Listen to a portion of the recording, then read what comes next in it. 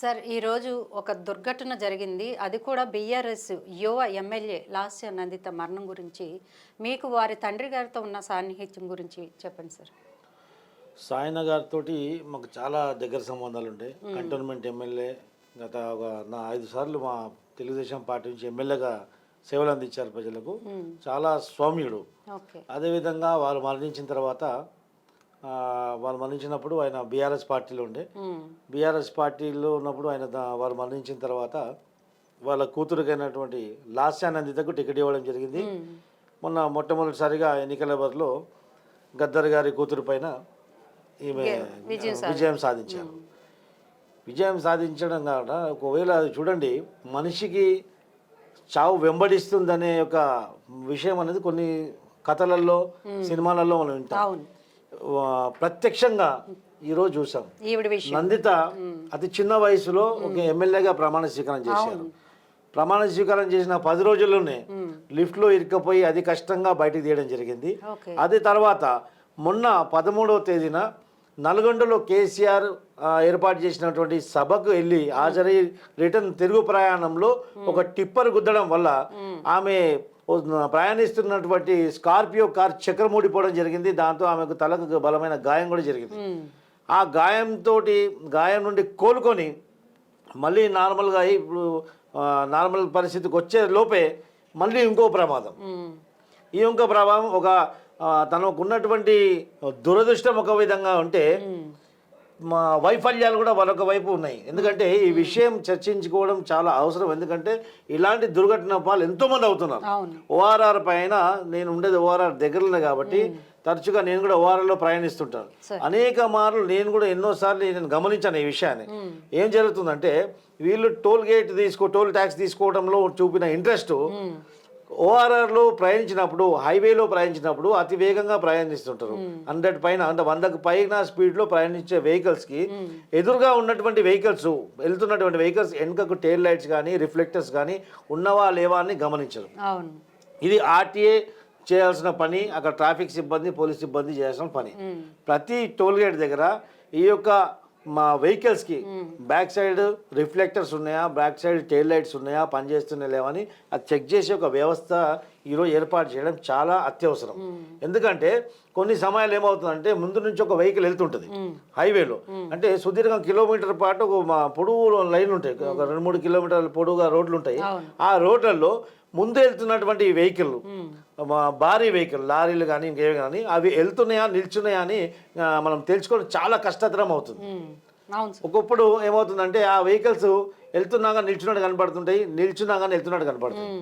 అప్పుడు వాళ్ళకి రిఫ్లెక్టర్స్, వెనుకకు టెయిల్ లైట్స్ రిఫ్లెక్టర్స్ అనేది ఉంటే వాళ్ళు ఆపిన వెహికల్స్ అయితే వాళ్ళకు పార్కింగ్ వెహికల్స్, ఆగిన వెహికల్స్ అంటే వాళ్ళకి పార్కింగ్ లైట్స్ ఆన్ చేయడం కానీ, ఒకవేళ వెళ్తున్న వెహికల్స్ అంటే లైట్గా టెయిల్ లైట్ రావడం కానీ, ఒకవేళ ఆగిన వెహికల్స్ అయితే అంటే డార్క్గా టెయిల్ లైట్ రావడం, ఇవన్నీ ఇండికేషన్స్ ఉంటాయి.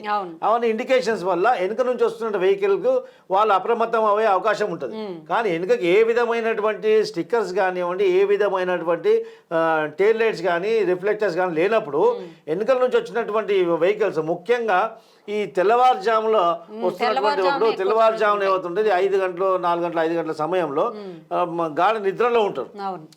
లైట్ నిద్రలో ఉన్నప్పుడు అప్పుడు చల్లగాలి రావడము, యూజువల్గా ఆవార రకంగానే ఫ్రెష్ ఎయిర్ వస్తుందని చాలా డ్రైవర్స్ కానీ వాహనదారులు ఏం చేస్తారంటే విండోస్ ఓపెన్ చేసి నడిపేయడం జరుగుతుంది. అప్పుడు ఏమవుతుంది, ఆ గాలి తడగడం వల్ల కొద్దిగా ఒక్క సమయం కూడా, ఒక్క సెకండ్ కూడా నిద్ర మధ్యలోకి వెళ్ళిపోవడం వల్ల ఇవన్నీ జరగడానికి సంఘటనలు జరిగే అవకాశం ఉంటుంది. అదేవిధంగా ఈరోజు కూడా జరిగిన సంఘటన ఏ విధంగా జరిగిందొచ్చు అంటే ఎదురుగా వెళ్తున్నటువంటి లారీని వెనుక నుంచి స్పీడ్గా వచ్చి అతివేగంగా వచ్చి లారీని గుద్దేయడం వల్ల ఈ కార్ వెళ్ళి లారీ వెనుక బ్యాక్ సైడ్ ఇరుక్కుపోయి దాదాపు 100 మీటర్ల వరకు ఈ యొక్క వెహికల్ని ఈడ్చుకెళ్ళిపోయింది. ఆ తర్వాత చక్రాలు ఊడిపోవడం జరిగింది. ఆ ఈడ్చుకెళ్ళిన తర్వాత ఈడ్చుకెళ్ళిపోయిన తర్వాత లారీ నుంచి సెపరేట్ అయినాక మళ్ళీ పోయి డివైడర్ గుద్దుకోవడం జరిగింది. ఈ యొక్క సంఘటనలో ఎమ్మెల్యే లాస్య గారు అక్కడే మృతి చెందడం జరిగింది. డ్రైవర్కు కాలు ఇరగడం జరిగింది. వాళ్ళు అక్కడ సమీపంలో ఉన్నటువంటి హాస్పిటల్ తరలించారు. సో ఇలాంటి సంఘటన అనేక మందికి జరిగింది ఈ ఓఆర్ఆర్ పైన.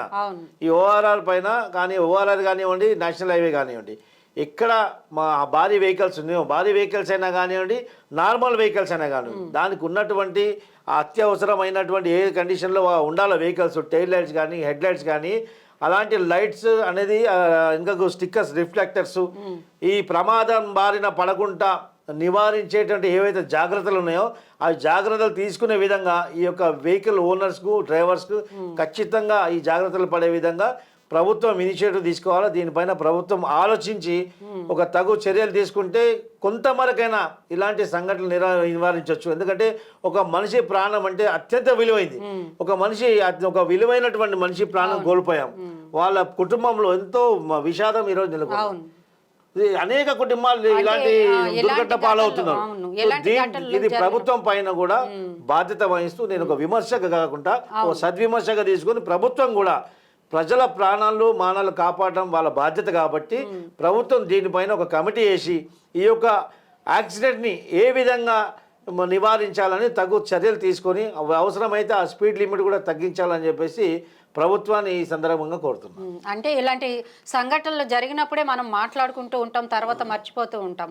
ఇప్పటికీ ఎన్నో జాగ్రత్తలు చెప్తూనే ఉన్నారు ప్రతి ప్రభుత్వం కూడా, అయినా ఇలాంటివి ఎందుకు జరుగుతూ ఉంటాయి? ముఖ్యంగా ఓఆర్ఆర్ మీద ప్రయాణించేటప్పుడు నేను కూడా వెహికల్ డ్రైవ్ చేస్తున్నప్పుడు ఆ వెహికల్ ఆగి ఉందా లేకుంటే పోతుందా అనేది ఒక గుర్తుపట్టడం చాలా కష్టతరం అవుతుంది. అనేక సార్లు ఈ ఓఆర్ఆర్ కాకుండా వేరే శ్రీశైలం రోడ్లో కానీ ఇంకా వేరే రోడ్లో కానీ నేను వెళ్తున్నప్పుడు నా ముందే కొన్ని యాక్సిడెంట్స్ చూసాను నేను. ఎందుకంటే మా గడ్డి కుప్పలు వేసుకుని ట్రిప్పర్లు వెళ్తూ ఉంటాయి, చీకట్లో ప్రయాణిస్తుంటాయి. ఆ యొక్క ట్రాక్టర్లకు, ఆ యొక్క టిప్పర్లకు ఏ విధమైన రిఫ్లెక్టర్స్ కానీ, లైట్ కానీ ఏది ఉండదు. వెనుక నుంచి వెహికల్స్ ఆ లైటింగ్ సిస్టమ్ సరిపోక ఆ పోతున్నటువంటి టిప్పర్లను గుద్దేసుకోవడం జరుగుతుంది. గుద్దేసుకొని అక్కడికక్కడే వాళ్ళ ప్రాణాలు కోల్పోవడం కూడా అనేక సంఘటనలు నేను ప్రత్యక్షంగా చూశాను. సో ఈ సంఘటనలను నివారించాలంటే తగు చర్యలు ప్రతి వెహికల్స్ కూడా బ్యాక్ సైడ్ రిఫ్లెక్టర్స్ కానివ్వండి, టెయిల్ లైట్స్ కానివ్వండి యాక్టివ్గా ఉండాలా, పనిచేస్తూ ఉండాలా. వర్కింగ్ కండిషన్లో ఉంటేనే ఈ యొక్క ప్రమాదాలు వెనుక నుంచి వచ్చే వాళ్ళు కన్ఫ్యూజన్ క్రియేట్ కాకుండా ఉంటుందని చెప్పేసి ఈ సందర్భంగా ప్రభుత్వానికి మరీ ఈ రాష్ట్ర దేశ ప్రజల ప్రాణాలకు కాపాడాలని చెప్పేసి ఈ విధంగా ప్రభుత్వానికి నేను విన్నవిస్తున్నాను. Okay sir, thank you.